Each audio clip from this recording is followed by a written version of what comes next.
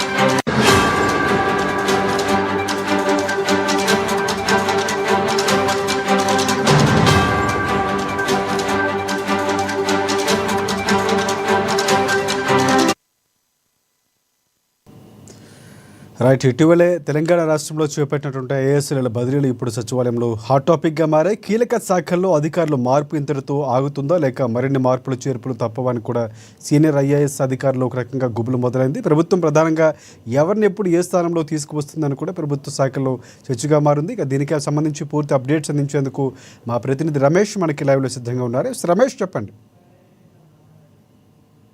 ప్రభుత్వానికి సంబంధించి కొత్త సిఎస్ రామకృష్ణారావును నియమిస్తూ కూడా గత నెల ప్రభుత్వం నిర్ణయం తీసుకుంది. 1991 ఐఏఎస్ బ్యాచ్కు చెందిన రామకృష్ణారావుని ప్రభుత్వ ప్రధాన కార్యదర్శిగా నియమించడంతో పాటు సుమారు 20 మంది ఐఏఎస్లను కూడా స్థాన బదిలీ చేసింది రాష్ట్ర ప్రభుత్వము. ముఖ్యంగా శాంతకుమారి ఎవరైతే ప్రస్తుతము మొన్నటి వరకు ప్రభుత్వ సీఎస్గా ఉన్న శాంతకుమారి ఈ నెల రిటైర్మెంట్ ఉన్న నేపథ్యంలో ఆర్థిక శాఖ ప్రత్యేక ముఖ్య కార్యదర్శిగా ఉన్న రామకృష్ణారావుని ప్రభుత్వ సీఎస్గా తీసుకొచ్చింది.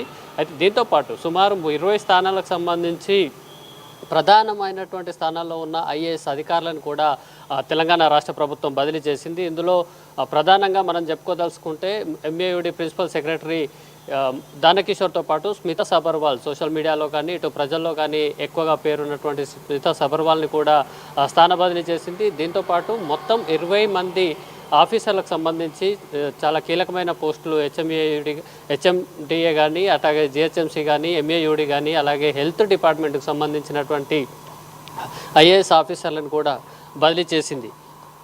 అయితే ఇందులో ప్రభుత్వం మెయిన్ ఎజెండాగా తీసుకున్నటువంటి ఫ్యూచర్ సిటీని సుమారు 30,000 ఎకరాల్లో ఒక ఫ్యూచర్ సిటీని నిర్మించాలని తెలంగాణ రాష్ట్ర ప్రభుత్వం భావిస్తుంది. దీనికి ఐఏఎస్ ఆఫీసర్ శశాంక్ గోయల్ని చైర్మన్గా కూడా నియమిస్తూ ప్రభుత్వం తీసుకుంది. అలాగే గుడ్ గవర్నెన్స్ వైస్ చైర్మన్గా శశాంక్ గోయల్ని ఇండస్ట్రీ ఇన్వెస్ట్మెంట్ సెల్ సీఈఓగా జేఎస్ రంజన్ని తీసుకొచ్చింది.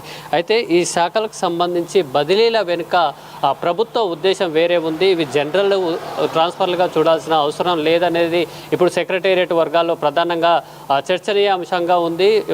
చూస్తే కనుక మనం కీలకమైనటువంటి పోస్టుల్లో ఉన్నటువంటి వారు కానీ గత బీఆర్ఎస్ ప్రభుత్వంలో చాలా యాక్టివ్గా పనిచేసిన ఐఏఎస్ ఆఫీసర్లని స్థాన బదిలీగా చేయడంతో పాటు వాళ్ళ ప్రియారిటీని తగ్గించేటువంటి ఎత్తుగడను కూడా ప్రభుత్వం ఇక్కడ అనుసరించిందని చెప్పవచ్చు. ముఖ్యంగా స్మితా సబర్వాల్ ఇటీవల కొన్ని విషయాల్లో సోషల్ మీడియాలో చేసినటువంటి పోస్టులు వివాదాస్పదంగా మారిన నేపథ్యంలో ఆమెపై పోలీస్ కేసులు కూడా నమోదైనటువంటి పరిస్థితి ఉంది. ఈ నేపథ్యంలో ఒక ఐఏఎస్ ఆఫీసర్ ప్రభుత్వంలో భాగమై ఉండి ప్రభుత్వానికి వ్యతిరేకంగా విమర్శలు చేసినటువంటి ఆరోపణలు ఉన్నాయి. అలాగే గత ప్రభుత్వంలో కూడా సీఎంఓ మెయిన్ కీ రోల్గా కూడా స్మితా సబర్వాల్ వ్యవహరించారనేది అందరికీ తెలిసినటువంటి విషయమే. ఈ నేపథ్యంలో ప్రభుత్వం మారిన తర్వాత కూడా ఇట్లాంటి ఆఫీసర్లని మార్చలేదు, ట్రాన్స్ఫర్లు చేయలేదు అనేది స్వయంగా కాంగ్రెస్ పార్టీ నుంచి కానీ కాంగ్రెస్ అధిష్టానం నుంచి కానీ సామాన్య ప్రజల నుంచి కూడా ఒక విమర్శ అయితే వచ్చింది. ఇట్లాంటి పోస్టుల్లో దానకిషోర్ కూడా ఉన్నారు. ఆయన గతంలో కూడా మున్సిపల్ సెక్రటరీగా చాలా కాలం ప్రిన్సిపల్ సెక్రటరీగా చాలా పనిచేశారు. జిహెచ్ఎంసీ మీద కూడా ఆయన ప్రభావం చాలా ఎక్కువగా కనిపిస్తుంది. ముఖ్యంగా బీఆర్ఎస్ 10 ఏళ్ల తెలంగాణ కొత్తగా ఏర్పడిన నేపథ్యంలో రియల్ ఎస్టేట్ రంగానికి చాలా మంచి భూమి వచ్చింది. హైదరాబాద్ చుట్టూ పరిసరాల ప్రాంతాల్లో ఓఆర్ఆర్లను కొత్తగా నిర్మిస్తున్న నేపథ్యంలో రియల్ ఎస్టేట్ భూమి అయితే వచ్చింది. కోకాపేట్ కానీ నియాపోలిస్ కానీ అలాగే హెచ్ఎండిఏ లేఅవుట్లకు సంబంధించి కోట్ల రూపాయలు, ఒక ఎకరాన్ని కోట్ల రూపాయలు చేరినటువంటి సందర్భంలో ఆయన చాలా కీలకంగా వ్యవహరించారు. ఆయన చెప్పిందే రాజ్యాంగం కూడా సాగిందనేటువంటి ఆరోపణలు అయితే వచ్చినాయి. అయితే ప్రభుత్వం 10 ఏళ్ల తర్వాత ప్రభుత్వం మారిన తర్వాత కూడా వీళ్ళు మార్చరా, అదే అధికారులను కూడా కాంగ్రెస్ పార్టీ ప్రభుత్వం కొనసాగిస్తుందనేది విమర్శలు కూడా వచ్చినాయి. ఈ నేపథ్యంలో ఈ 20 పోస్టింగ్లకు సంబంధించి చాలా కీలకమైనటువంటి మార్పులు చేసిరని మనం చెప్పుకోవచ్చు. ముఖ్యంగా ప్రిన్సిపల్ సెక్రటరీగా ఉన్నటువంటి దానకిషోర్ ఎంఏయుడి శాఖనైతే 2 విభాగాలుగా కూడా ప్రభుత్వం విభజించింది. ఇందులో హెచ్ఎండిఏ ఓఆర్ఆర్కి సంబంధించి హెచ్ఎండిఏ విభాగాన్ని 2 భాగాలుగా ఓఆర్ లోపల ఓఆర్ఆర్ బయట అనే విధంగా కూడా వివరించారు. ఇందులో ఓఆర్ఆర్ ఇన్సైడ్ అయితే ఇలంబర్తికి ఐఏఎస్ ఆఫీసర్ ఇలంబర్తికి అప్పగించారు. ఆయన పరిధిలో ఇప్పుడు జిహెచ్ఎంసీ, హెచ్ఎండిఏ, అదేవిధంగా Hyderabad metro water supply board, అదేవిధంగా మెట్రో రైలు, హెచ్ఆర్డిసిఎల్, అలాగే హెచ్జిసిఎల్, అలాగే ఎంఆర్డిసిఎల్, వైటీడీఏ, రెరా అప్లేట్ ట్రిబ్యునల్, అలాగే కుత్బుషా ఏదైతే అర్బన్ డెవలప్మెంట్ అథారిటీ ఉందో దాంతోపాటు హైడ్రా ఫ్యూచర్ సిటీ డెవలప్మెంట్ అథారిటీని కూడా ఇలంబర్తికి అప్పగించారు. అయితే మొన్నటి వరకు ఆయన జిహెచ్ఎంసీ కమిషనర్గా పనిచేశారు.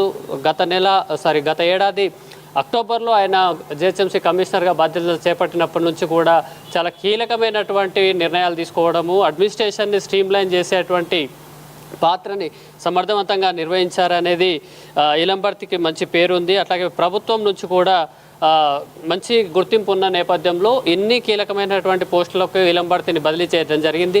అలాగే ఇలంబర్తి స్థానంలోకి ఆర్వి కర్ణన్ మొన్నటి వరకు హెల్త్ శాఖలో పనిచేసినటువంటి కమిషనర్, దాంతోపాటు ఫుడ్ సేఫ్టీ రైట్స్లో గత 6 నెలలుగా మంచి రికార్డు సాధించారు. ఎట్లాంటి బ్రాండ్ ఇమేజ్ కూడా తలగొక్కకుండా బిగ్ బాస్కెట్ లాంటి పెద్ద మార్కెట్ సంస్థలకు, అట్లాగే ప్యారడైజ్ బిర్యానీ కానీ ఎమరాల్డ్ కానీ ఇట్లాంటి చాలా కీలకమైనటువంటి బ్రాండెడ్ ఉన్నటువంటి సంస్థల మీద కూడా ఆయన ఫుడ్ సేఫ్టీ రైట్స్ చేసేయడం జరిగింది. సుమారు ఆయన 6 నెలల కాలంలో బాధ్యతలు చేపట్టిన 6 నెలల కాలంలోనే 129 ప్రముఖ హోటళ్ళు కానీ సంస్థలు కానీ ఆన్లైన్ సంస్థలు కార్పొరేట్ సంస్థలకు సంబంధించి కూడా రైట్స్ చేయడంతో పాటు 79 మందికి నోటీసులు కూడా షోకాజ్ నోటీసులు జారీ చేసినటువంటి మార్క్ ఉంది. ఆయనని అలా సంబంధించి ఒక సింగం అని ముద్దుగా కూడా పిలుచుకున్నటువంటి పరిస్థితుల నేపథ్యంలో ఆయనకు జిహెచ్ఎంసీ ఇచ్చి జిహెచ్ఎంసీని ఇలంబర్తిని ఇక్కడ బదిలీ చేయడం జరిగింది. సో ప్రభుత్వం ఎజెండా అనేది చాలా క్లారిటీగా ఉంది. ఇక హెచ్ఎండిఏలో 2 భాగాలు చేశారని చెప్పుకున్నాం కదా. ఇన్సైడ్ ఓఆర్ఆర్ ఇన్సైడ్ ఇలంబర్తికి అప్పగించగా టీకే శ్రీదేవి మొన్నటి వరకు మున్సిపల్ అడ్మినిస్ట్రేషన్ డైరెక్టర్గా ఉన్నటువంటి టీకే శ్రీదేవి ప్రాధాన్యతను కూడా ఇక్కడ ప్రభుత్వం తగ్గించిందని చెప్పవచ్చు. ఆమెను కమిషనర్తో పాటు ఎఫ్ఏసి డైరెక్టర్గా కూడా నియమించడం జరిగింది. అయితే ఈమెకు ఓఆర్ఆర్ ఇన్సైడ్ మాత్రమే వచ్చేలాగా కూడా ప్రభుత్వం ఈ ట్రాన్స్ఫర్లో తీసుకుంది. మొత్తంగా ఈ 2 ఐఏఎస్ ఆఫీసర్లను కేటాయించడం ద్వారా అంతకు ముందున్నటువంటి దానకిషోర్ ప్రాధాన్యతను తగ్గించింది. అదే ఒక పోస్టుని 2 పోస్టులుగా మార్చి కూడా ప్రభుత్వం వ్యూహాత్మకంగా వ్యవహరించిందని కూడా చెప్పవచ్చు. ఈ రకంగా దానకిషోర్ పోస్టుని 2గా విభజించడంతో పాటు ఆయనని కార్మిక శాఖకు కూడా బదిలీ చేసింది. సో కార్మిక శాఖ అంటే పెద్దగా ప్రాధాన్యత లేని పోస్టుగానే మనం చెప్పుకోవచ్చు. దీంతోపాటు టీకే శ్రీదేవి ప్రాధాన్యతను కూడా తగ్గించినట్టుగా ఈ బదిలీలో మనకు స్పష్టంగా తెలియజేస్తుంది.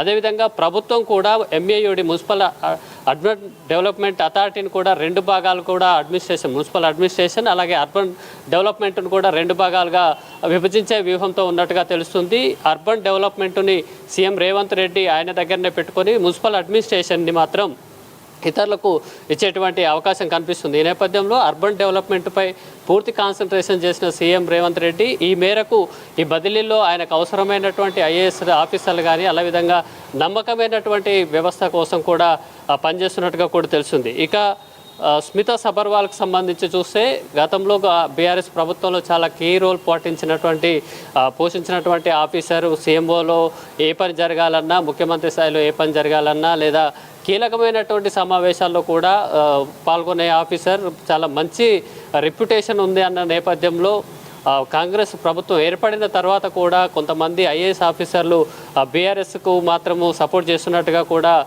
అనుమానాలు ఉన్నాయి. ఈ ఆఫీసర్లంతా కొంతమంది బీఆర్ఎస్కు లాయల్టీగా ఉంటూ ప్రభుత్వం యొక్క రహస్యాలను కానీ లేదా వ్యూహాలను కానీ ముందుగానే లీక్ చేస్తున్నారు. ఇది ప్రతిపక్షాలకు ఒక మంచి అవకాశంగా కూడా దొరుకుతున్నట్టుగా కూడా భావిస్తున్న నేపథ్యంలో వీళ్ళందరినీ కూడా పక్కన పెట్టినట్టుగా కూడా తెలుస్తుంది కొంతమందిని. దీంతోపాటు ప్రభుత్వం తీసుకున్నటువంటి కీలకమైన ఫైల్ ఏదైతే ప్రజల్లో చాలా మంచి పేరు తీసుకొచ్చేటువంటి అవకాశం ఉన్నటువంటి నిర్ణయాలకు సంబంధించి ఫైళ్లు పంపినప్పటికీ అప్రూవల్ చేయాల్సినటువంటి కొంతమంది ఐఏఎస్ ఆఫీసర్లు నిర్లక్ష్యంగా వ్యవహరిస్తున్నటువంటి పరిస్థితి ఉంది. దాంతోపాటు ప్రభుత్వ నిర్ణయాలను ఉద్దేశపూర్వకంగానే పక్కన పెట్టడం అమలు చేయకపోవడం కూడా సీఎం రేవంత్ రెడ్డి అసంతృప్తికి కారణంగా కూడా మనకు తెలుస్తుంది. ఈ నేపథ్యంలో ఈ 20 మంది ఐఏఎస్ ఆఫీసర్లతో పాటు కొంతమందికి అప్గ్రేడ్ ప్రమోషన్స్ కూడా ఇచ్చినట్టుగా కూడా కనిపిస్తుంది. సో బీఆర్ఎస్ కోటరీకి సంబంధించినటువంటి ఆఫీసర్లను పక్కన పెట్టడం అలాగే అడ్మినిస్ట్రేషన్లో కీ రోల్ పాటించేటువంటి డెడికేటెడ్గా పనిచేసేటువంటి ఆఫీసర్లు ఎవరైతే ఉన్నారో వాళ్లకు ప్రాధాన్యత ఇచ్చినట్టుగా కూడా ప్రభుత్వం ఖచ్చితంగా ఈ ఆర్డర్లను చూస్తే మనకు తెలుస్తుంది. ఉదాహరణకి GHMC zonal commissioner Serilingampally zonal కమిషనర్గా ఉన్న ఉపేందర్ రెడ్డిని స్వయంగా మున్సిపల్ శాఖ సెక్రటరీ పోస్టులోకి కూడా వాళ్ళు తీసుకోవడం జరిగింది. సో అక్కడ సేలింగంపల్లి సిటీకి సంబంధించి రియల్ ఎస్టేట్ ఎక్కువగా జరిగేటువంటి ప్రాంతము అలాగే రెవెన్యూ జనరేటెడ్ ప్రాంతము ఆయనకు అవగాహన ఉంటుంది కాబట్టి మున్సిపల్ శాఖకు తీసుకున్నట్టుగా కూడా మనం అర్థం చేసుకోవచ్చు. అలాగే స్మితా సబర్వాల్ని ఫైనాన్స్ సెక్రటరీగా ఒక రకంగా డిమోట్ చేశారని కూడా మనం ఖచ్చితంగా చెప్పుకోవచ్చు. ఒక ప్రాధాన్యత లేని పోస్టుని గతంలో మంచి పోస్టు ప్రిన్సిపల్ సెక్రటరీ కానీ సీఎంఓలో పనిచేసినటువంటి ఆఫీసర్ని కేవలం ప్రిన్సిపల్ సెక్రటరీ ఫైనాన్స్ సెక్రటరీకి సంబంధించి తీసుకోవడం అనేది ఒక ప్రాధాన్యత తగ్గించే క్రమంగా కూడా మనం అర్థం చేసుకోవచ్చు. ఆమె ఇటీవల చాలా వివాదాస్పదమైనటువంటి వార్తల్లో నిలుస్తూ ప్రభుత్వానికి వ్యతిరేకంగా పోస్టులు చేసినటువంటి సందర్భం కూడా ఉంది. సో ఒకేసారి 2 పనులు అయ్యేలాగా కూడా ప్రభుత్వం ఈ చర్యలు తీసుకున్నట్టుగా కూడా కనిపిస్తుంది. ఓవరాల్గా చూసినప్పుడు ఇటు జిహెచ్ఎంసీ కమిషనర్ మార్పు, అదే జిహెచ్ఎంసీ కమిషనర్ తీసుకెళ్లి హెచ్ఎండిఓలో నియమించుకోవడం, అదే అంతకుముందు ఉన్నటువంటి ఎంఏయుడి ప్రిన్సిపల్ సెక్రటరీ పోస్టుని 2 పోస్టులుగా విభజించి ఓఆర్ఆర్ యువతల outside of the ORR inside of the ORR నియమించడంతో పాటు అప్పటికే అక్కడ అదే పోస్టులో పనిచేస్తున్న ఎంఏయుడి డైరెక్టర్ పోస్టును అయితే ప్రాధాన్యత తగ్గిస్తూ టీకే శ్రీదేవి పోస్టు ప్రాధాన్యతను కూడా తగ్గిస్తున్నట్టుగా కూడా ఈ ఆర్డర్స్లో స్పష్టంగా తెలియజేస్తుంది. దీంతోపాటు ఈ 20 పోస్టులకు సంబంధించి ప్రమోషన్లు కానీ అదేవిధంగా డిమోషన్స్కి సంబంధించినటువంటి వ్యవహారాన్ని చూస్తుంటే ప్రభుత్వం అనేది ఒక క్లియర్ కట్ ఇండికేషన్ కూడా ఇస్తుంది. ఎవరైతే ప్రభుత్వానికి లాయల్టీగా ఒబీడియంట్గా పనిచేయని ఆఫీసర్లకు రైట్ రమేష్, ఒకటి ప్రధానంగా అంటే ప్రభుత్వానికి అనుకూలంగా ఉన్నటువంటి వారికి, లేకపోతే ఇంతవరకు ఎప్పుడు ప్రభుత్వం ఏర్పడిన 15 నెలల్లో ఎప్పుడు కూడా ముఖ్యమంత్రి తనకు అనుకూలంగా మార్పులు చేర్పులు చేసినటువంటి సందర్భాలు లేవు, కానీ మొదటిసారిగా మార్చినటువంటి పరిస్థితి కనిపిస్తుంది. అయితే కీలకంగా మొన్న ఎవరైతే ఉన్నారో కొన్ని వ్యాఖ్యలు వినిపిస్తున్నాయి. మంత్రులకు సంబంధించి కొంత మంత్రులు ఎవరైతే ఉన్నారో వారికి సంబంధించినటువంటి వారిని మార్చారు అన్నటువంటి హెల్త్ డిపార్ట్మెంట్కి సంబంధించి కూడా కొన్ని మార్పులు చేర్పులు చేశారు. ఆ మంత్రికి తెలియకుండానే జరిగిందని ముఖ్యమంత్రికి చెప్పినట్లు వార్తలు వచ్చాయి. సో అలాంటి శాఖలో కూడా మరిన్ని బదిలీలు జరిగే అవకాశం ఉందంటారా? మనము చెప్పుకోవచ్చు రాజశేఖర్, ఎందుకంటే అడ్మినిస్ట్రేషన్కి సంబంధించి నిర్ణయాలు సీఎం రేవంత్ రెడ్డి నిర్ణయం అయితే తీసుకుంది. మీరు అన్నది కూడా వాస్తవము. హెల్త్ డిపార్ట్మెంట్లో ఉన్నటువంటి ఆర్వి కర్ణన్ని జిహెచ్ఎంసీ కమిషనర్గా నియమిస్తూ సీఎం రేవంత్ రెడ్డి ఉత్తర్వుల్లో పేర్కొన్నారు. అయితే తన కన్సర్న్ లేకుండా ఎందుకు ఆఫీసర్ని పక్కకు జరపాల్సి వచ్చింది అనేది కూడా deputy Damodar Rajanarasimha health minister అడిగినట్టుగా కూడా మనకు సమాచారం ఉంది. అయితే ప్రభుత్వం అనేది తనకు ఎక్కడ ఏ ఆఫీసర్ అవసరం అనేది ఖచ్చితంగా సీఎం రేవంత్ రెడ్డి ఆ మేరకు ఆలోచించి మాత్రమే నిర్ణయం తీసుకున్నట్టుగా కూడా మనం భావించవచ్చు కావచ్చు. ఖచ్చితంగా ఒక హెల్త్ మినిస్టర్కి మంచి కోఆర్డినేషన్ ఉన్న ఆఫీసర్ని కానీ ఇతర శాఖల్లో ఉన్న మంత్రులు కూడా వాళ్ళు ఆశించడంలో తప్పులేదు, ఎట్లాంటి తప్పు లేదు. దానికి వాళ్ళకి అర్హత కూడా ఉంది అడగడానికి. కానీ ప్రభుత్వం కూడా అదే స్థాయిలో ఆలోచిస్తుంది. ఖచ్చితంగా సీఎం రేవంత్ రెడ్డి ఒక ఛాలెంజింగ్ పరిస్థితుల్లో సీఎంగా బాధ్యతలు చేపట్టారు. తాను ఒక 5 ఏళ్ళు ఖచ్చితంగా ముందుకు పోవాలి, ఒక రిమార్కబుల్ పాలనను అందించాలనేటువంటి క్లియర్ డెడికేషన్తో ఉన్నట్టుగా కూడా కనిపిస్తుంది. గత సంవత్సరం నుంచి కూడా రేవంత్ ప్రభుత్వాన్ని కూలుస్తాం, సీఎం రేవంత్ రెడ్డి ఉండడు, లేదా ఫలానా వాళ్ళు సీఎం అవుతారు, కాంగ్రెస్లోనే పడనటువంటి పరిస్థితి ఉంది అని అనేక విమర్శలు కానీ వచ్చాయి. అదేవిధంగా బీఆర్ఎస్ కూడా ప్రభుత్వాన్ని కూల్చేస్తామన్నటువంటి చాలా మాటలు చెప్పారు. అయినా కూడా సీఎం రేవంత్ రెడ్డి చాలా డెడికేటెడ్గా ఒకే విషయం చెప్తూ వస్తున్నారు. 10 ఏళ్లలో బీఆర్ఎస్ పాలనలో రాష్ట్రం అనేది చాలా దౌర్భాగ్య పరిస్థితులకు వచ్చింది, ఖజానాకు డబ్బులు లేవు. ఇట్లాంటి పరిస్థితులలో కూడా తాము ఇచ్చిన హామీలను నెరవేర్చడంతో పాటు ఒక సీఎం పాలన కానీ ఒక ప్రజా పాలన అంటే ఏంటో అనేది కూడా తాము చూపిస్తామని కూడా చెప్పడం జరిగింది. సో ఈ నేపథ్యంలో జిహెచ్ఎంసీకి కూడా ఒక చాలా కీలకమైనటువంటి పోస్ట్ అది జిహెచ్ఎంసీ కమిషనర్. ఎందుకంటే రాష్ట్రంలో 3వ వంతు జనాభా, ఒక సంవత్సరం దాదాపు 1.5 జనాభాకు సర్వీస్ ఇచ్చేది ఒక జిహెచ్ఎంసీ మాత్రమే. సో జిహెచ్ఎంసీ కమిషనర్ అనేది చాలా కీలకమైన పోస్టు. అక్కడ ఉండేటువంటి ఆఫీసర్ కూడా ఎఫిషియెంట్ ఆఫీసర్ అయితే తప్ప మంచి ఫలితాలను చెప్పలేం. మిగతా మున్సిపాలిటీలకు కానీ కార్పొరేషన్లకు కానీ జిహెచ్ఎంసీ పాలననే ఒక రోల్ మోడల్గా తీసుకోవాల్సి వస్తుంది. ప్రభుత్వం చెప్పే సందర్భంలో కూడా జిహెచ్ఎంసీనే ఒక మోడల్గా చూపించేటువంటి అనేక పరిస్థితులు ఉంటాయి. గతంలో బీఆర్ఎస్ పాలనలో కూడా ఎస్ఎన్డిపి, ఎస్ఆర్డిపి ఇలాంటి చాలా ప్రాజెక్టులు తీసుకువచ్చింది. అట్లాగే బ్యూటిఫికేషన్, సిటీ బ్యూటిఫికేషన్ కూడా తీసుకోవడం జరిగింది. ఎందుకంటే కేవలం జిహెచ్ఎంసీ మార్పు చూపించి రాష్ట్రంలో ప్రజలకు ఒక ఇండికేషన్ పంపించేటువంటి అవకాశం ఉంటుంది కాబట్టి. అంతకుముందు ఇలంబర్తి కూడా సంవత్సరం పాటు దాదాపు సుమారు సంవత్సరం పాటు ఆయన పనిచేశాడు. విజిలెన్స్ ఎంక్వైరీలతో ఆఫీసర్లకు కానీ కింది స్థాయి సిబ్బందికి కానీ ఒక మెసేజ్ పంపడం జరిగింది. ఎవరైతే ఖచ్చితంగా పనిచేయాల్సిందే, లేదంటే చర్యలు తీసుకోవడం జరుగుతుంది. ఎంక్వైరీ ఎవరైనా అక్రమాలకు పాల్పడినప్పుడు ఖచ్చితంగా అక్రమాలకు పాల్పడేవారు శిక్షించబడతారు. అదేవిధంగా ఎవరైతే పనిచేయరో వాళ్ళందరికీ కూడా సరైన చర్యలు తీసుకుంటామనే ఇండికేషన్ కూడా పంపడం జరిగింది. సో అలాంటి కీలకమైన పోస్టుకు ఆయనని మళ్ళీ హెచ్ఎండిఏ ఇన్సైడ్కు తీసుకెళ్లారు. ఎందుకంటే అక్కడ రెవెన్యూ జనరేటెడ్ అవకాశాలు ఉన్నాయి. అట్లా మూసీకి సంబంధించి డెవలప్మెంట్ కానీ, కుతుబ్ డెవలప్మెంట్ అథారిటీ కానీ, హైడ్రా ఒక ప్రతిష్టాత్మకమైన ప్రోగ్రాం మనం చూస్తూనే ఉన్నాం. ఎక్కడైతే చెరువులు, ప్రభుత్వ స్థలాలు కబ్జా అవుతున్న నేపథ్యంలో కూడా వాటిని కాపాడేందుకు రేవంత్ ప్రభుత్వం ఒక సంచలన నిర్ణయం తీసుకుందని కూడా చెప్పవచ్చు. ఇలాంటి కీలక బాధ్యతలు ఇలంబర్తికి ఇచ్చారు. జిహెచ్ఎంసీ కమిషనర్గా ఉన్న ఇలంబర్తిని ప్రమోట్ చేసి ఈ స్థానానికి తీసుకెళ్ళినప్పుడు అంతే సమర్థవంతమైన ఆఫీసర్ని కూడా జిహెచ్ఎంసీలో ఉంచాల్సిన అవసరం ఉంది. కాబట్టి ఆర్వి కర్ణన్ని ఇక్కడ తీసుకొచ్చారనేది కూడా మనం భావించవచ్చు. ఎందుకంటే ఫుడ్ అండ్ హెల్త్ సేఫ్టీ విషయంలో ఆయన చాలా దూకుడుగా వ్యవహరించారు. ఎన్ని రిఫరెన్స్లు వచ్చినా, ఎన్ని రికమెండేషన్లు వచ్చినా ఆయన లెక్క చేయలేదు అనే పేరు ఆయనకు ఉంది. చెప్పినట్టుగా మనం ఇంతకుముందు చెప్పినట్టుగా ప్యారడైజ్ లాంటివి కానీ, షాగ్ హౌస్ లాంటివి కానీ, పిస్తా హౌస్ లాంటి కానీ సిటీలో ప్రముఖమైనటువంటి హోటల్స్ ఇవన్నీ కూడా ఎమరాల్డ్ స్వీట్ హౌస్ కానీ బిగ్ బాస్కెట్ లాంటి ప్రముఖ సంస్థలు కార్పొరేట్ సంస్థలు కానీ వీటన్నిటిపైన కూడా ఆయన కేసులు నమోదు చేసినటువంటి పరిస్థితి ఉంది, రైడ్ చేసినటువంటి రైట్. అంటే భవిష్యత్తులో ప్రభుత్వం వివిధ శాఖలకు సంబంధించి అంటే ప్రభుత్వానికి సంబంధించి కీలకంగా ముఖ్యమంత్రి వ్యవహరిస్తున్న శాఖలకు సంబంధించి అనుసంధానంగా వారికి అనుకూలంగా ఇక్కడ బదిలీలు కూడా జరిగాయి. సో మిగతా శాఖలో కూడా మార్పులు ఉండే అవకాశం ఉందంటారు. ఎందుకంటే చాలామంది ఐఏఎస్ ఐపీఎస్లో ఇలాంటి ఒక చర్చ జరుగుతుంది. ఎందుకంటే డీజీపీ కూడా మారబోతున్నారు, దానికి సంబంధించిన నివేదిక కూడా పంపించారు, అందరూ ముగ్గురు ఫైనల్ కాబోతున్నారు. సో ఈ నేపథ్యంలో మార్పులు చేర్పులు భవిష్యత్తులో కీలకంగా కాంగ్రెస్ పార్టీలో ఉండబోతున్నాయి, దాని ద్వారా పరిపాలన ఉండబోతుంది అనుకోవచ్చా మనం?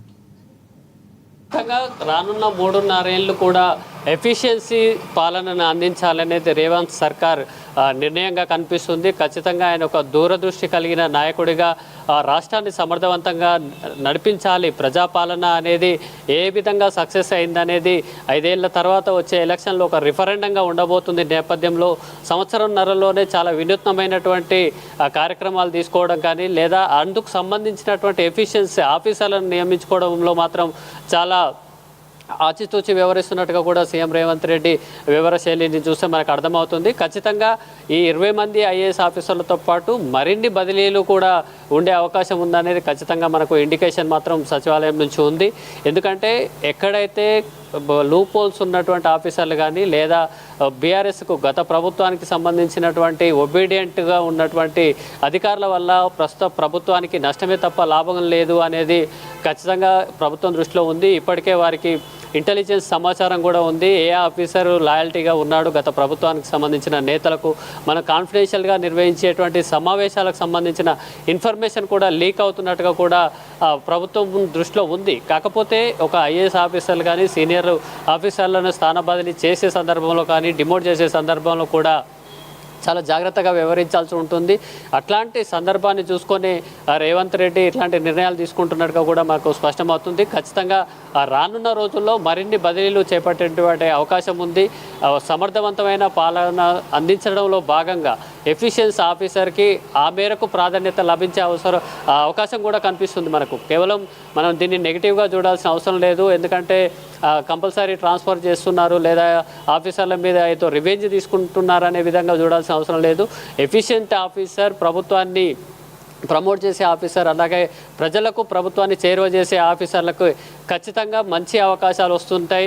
అదేవిధంగా పనిచేయని ఆఫీసర్లని వాళ్ళని నాన్ ప్రయారిటీ పోస్టులకు కూడా పంపించేందుకు కూడా రేవంత్ సర్కార్ స్పష్టంగా కట్టుబడి ఉంది. రానున్న 3.5 ఏళ్లకు సంబంధించి ఒక వ్యూహము ప్రభుత్వం తీసుకుంటున్నటువంటి స్కీములు డెవలప్ చేయడం కానీ ప్రజలకు చేరువ చేయడం కానీ ఖచ్చితంగా చర్యలు తీసుకుంటుందని చెప్పవచ్చు. రాజశేఖర్. రమేష్, ప్రధానంగా పూర్తిగా ప్రభుత్వ శాఖల్లో ఐఏఎస్ బదిలీలు జరిగాయి. దాదాపుగా 20 మంది, అంటే 30న పదవి విరమణ చేయబోతున్న నేపథ్యంలో కీలకంగా మారినటువంటి సిఎస్ శాంతికుమారి స్థానంలో రామకృష్ణారావు వచ్చు. అక్కడి నుంచి బదిలీలు మొదలయ్యి పూర్తి స్థాయిలో జిహెచ్ఎంసీకి సంబంధించి కానీ ఓటర్ బోర్డుకి సంబంధించి కానీ కీలక శాఖల్లో పూర్తి స్థాయిలో మార్పులు చేర్పులు చేసింది. ప్రధానంగా ముఖ్యమంత్రి శాఖకు సంబంధించి అర్బన్ డెవలప్మెంట్ కానీ వివిధ శాఖలకు సంబంధించి తన పరిధిలో ఉన్న శాఖలకు అనుకూలమైనటువంటి ఐఏఎస్ అధికారులని బదిలీ చేయించుకున్నారు. సో మార్పులు చేర్పులు పూర్తి స్థాయిలో జరిగినటువంటి పరిస్థితి కనిపిస్తుంది. ఎందుకంటే గత ప్రభుత్వం నుంచి ఇప్పటి వరకు కూడా అధికారులు స్థానచలనం లేకుండా ఒకే స్థానంలో ఉన్నటువంటి అధికారులు చాలామంది ఉన్నారు. సో వారికి సముచితమైనటువంటి స్థానం గత ప్రభుత్వంలో కలిగింది. కానీ ఇప్పుడు పూర్తిగా పరిస్థితులు మారాయి, సహకరించట్లేదు. ఇక్కడ ఉన్నటువంటి కొన్ని అంశాలను తీసుకెళ్ళి అక్కడ ప్రభుత్వాలకి చేరవేయడం జరుగుతున్నటువంటి నేపథ్యంలో పూర్తిగా మార్పులు జరిగాయి. సో ఆ మార్పుల్లోనే ప్రభుత్వం కీలకంగా ఈ ఐఏఎస్ బదిలీలకు సంబంధించినటువంటి మార్పులు చేర్పులు చేసింది. భవిష్యత్తులో కూడా పూర్తిగా మార్పులు చేర్పులు ఉండే అవకాశం కనిపిస్తోంది. వివిధ శాఖలకు సంబంధించి కీలకంగా ప్రభుత్వ శాఖలు కొన్ని ఉన్నాయి. సో మంత్రి పదవుల విస్తరణ జరిగిన తర్వాత మరిన్ని బదిలీలు కూడా ఉండే అవకాశం ఉన్నట్లు కూడా మనకి సమాచారం అందుతున్నటువంటి పరిస్థితి.